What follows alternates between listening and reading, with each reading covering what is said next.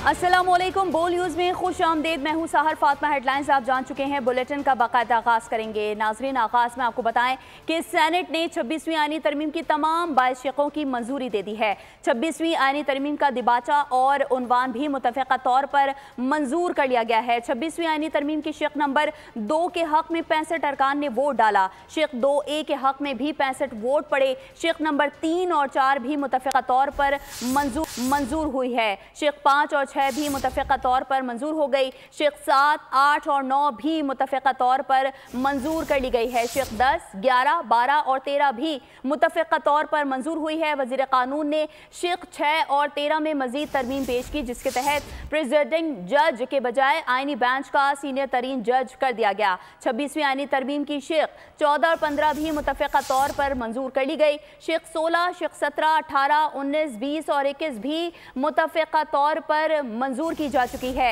JUI की तजवीज़ पर शिक 19A और 19B का इजाफा किया गया। JUI की तजवीज़ पर आर्टिकल 229 और 230 में तरामीम शामिल की गई हैं।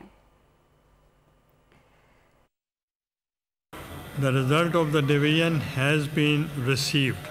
65 members are in favor of the motion regarding passage of the bill and 4 members are against it. So the motion is carried by the votes of not less than 2/3 of the total membership of the Senate, and consequently the bill stands passed. Chairman Yusuf Raza Gilani की ज़ेर सदारत senate का इजलास। वज़ीर क़ानून आज़म नज़ीर तारड़ ने 26वीं आईनी तरमीम का बिल सेनेट में पेश किया। इजलास में इजहार ख्याल करते हुए आज़म नज़ीर तारड़ ने कहा कि 19वीं आईनी तरमीम उजलत में मंजूर की गई। 19वीं तरमीम ने आइन के तवाज़ुन को बिगाड़ा। आईनी तरमीम पर इत्तेहादियों और अपोजिशन से तफसीली मुशावरत हुई। कोशिश की कि 18वीं तरमीम की असल रूह को बहाल किया जाए। A bill to amend the constitution and a committee was also constituted by Speaker National Assembly in consultation with your good self. और उसमें जितनी सियासी जमातें हैं पार्लियामान में मौजूद, उनको इनवाइट, उनके जो काबरीन हैं पार्लियामेंट्री लीडर्स और सीनियर रहनुमा वो उसमें थे। उसमें काफ़ी ज़्यादा डिस्कशंस हुई। फाइनली एक मुसवदे पे इत्तेहादी जमातों का और जमीयत उलमा इस्लाम पाकिस्तान का कंसेंसस हुआ, जिसे उस कमेटी के सामने भी रखा गया। वो कंसेंसस बिल है जिसमें कुछ अमेंडमेंट्स भी मुझे पता चला है कि सेनेटर कामरान मुर्तज़ा साहब ने जमा करवाई हैं। और अब आपको बताएं कि आइन ने मुल्क और पार्लियामेंट को बचाया हुआ है। JUI के मौलाना अताउर रहमान का सेनेट इजलास में खिताब। कहा, बानी PTI के साथ अपनाया गया रवैया सख्तियाँ आइन के मुताबिक ख़त्म की जाएँ।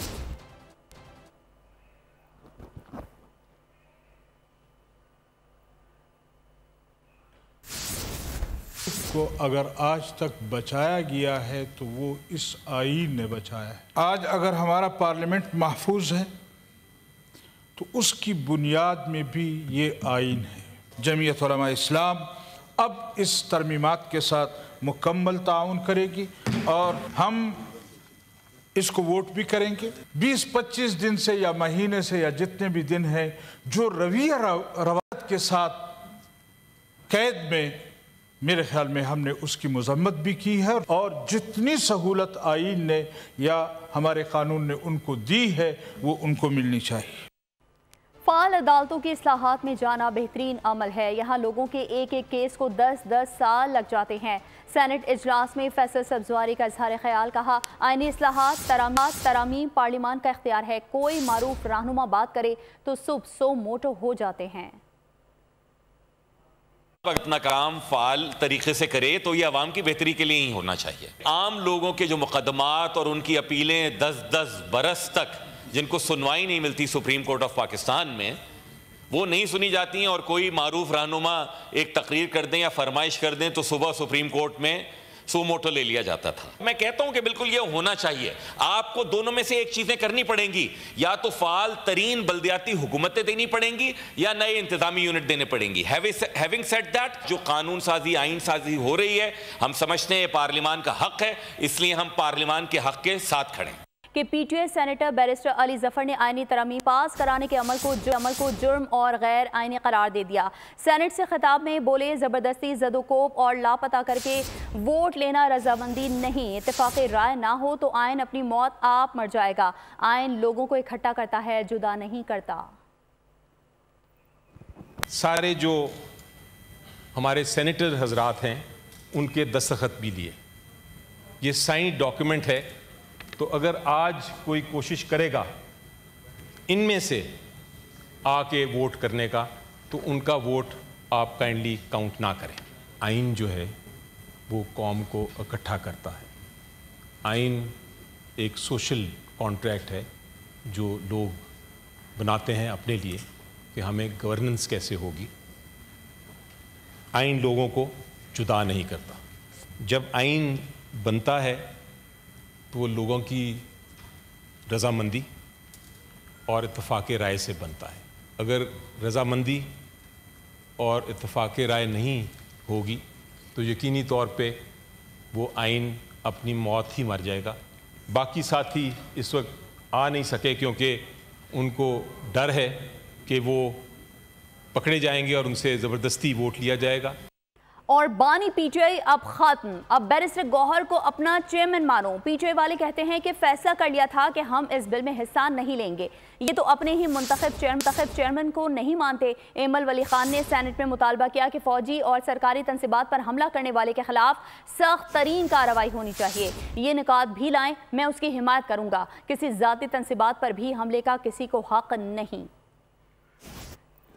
बानी चेयरमैन, अब बानी खत्म हो चुका है। PTI में अगर एक ही बेहतरीन चीज है जो इनका चेयरमैन पाकिस्तान तहरीक इंसाफ है, और मैं इनको मिन्नतें करता हूं अपने चेयरमैन को मान ले। Parliamentary leader of Pakistan Tehreek Insaf कहते हैं कि हमने रोजे अव्वल से ये फैसला कर लिया था कि इस बिल में हम हिस्सा नहीं बनेंगे। अपने चेयरमैन को नहीं मानते। 9 मई को जिसने भी दिफाई तनसीबात पे हमला किया है कि अगर फौजी तनसीबात के ऊपर कोई भी हमला करता है उसके खिलाफ सख्त तरीन कार्रवाई होनी चाहिए। खबरों के सिलसिले को आगे बढ़ाएं और अभी आपको बताएं कि कंदकोट थाने की हुदूद कच्चे के इलाके में जागीरानी कबाइल के 2 डकैत गिरोहों में तसादुम हुआ है।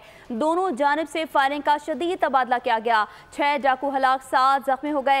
हलाक होने वालों में दोनों गिरोहों के डाकू शामिल हैं। कंदकोट थाने की हुदूद कच्चे के इलाके में जागीरानी कबाइल के 2 डकैत गिरोहों में तसादुम हुए।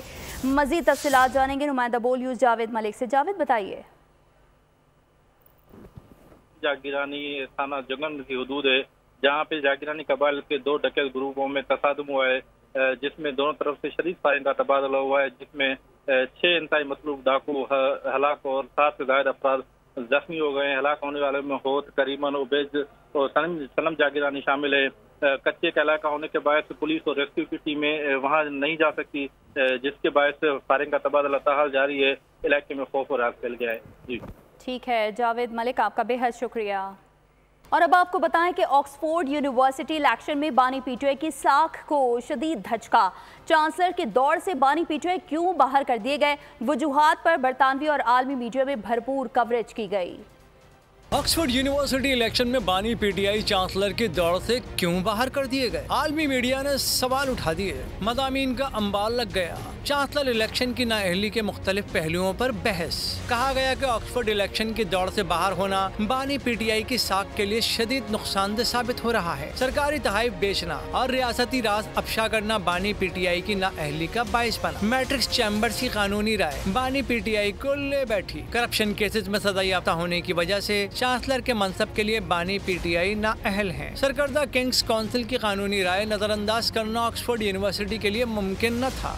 ग्लोब बैनर ने सवाल उठाया कि जो शख्स यूनिवर्सिटी की सरबराही के लिए नाअहल है वो 24 करोड़ अवाम के मुल्क की हुकूमत की सरबराही के लिए अहल कैसे हो सकता है। बानी PTI की नाअहली पर the Guardian, Telegraph, Daily Mail, BBC और दी इंडिपेंडेंट समेत 2 दर्जन से जायद आलमी अखबारात और जराइद में 6 सुर्खियां जमाई गयी। खबर शामिल करेंगे जराइम की दुनिया से, जहाँ कराची के इलाके लियारी मूसा लेन में 4 खवातीन के कत्ल की तफ्तीश में अहम पेशरफ सामने आ गई है।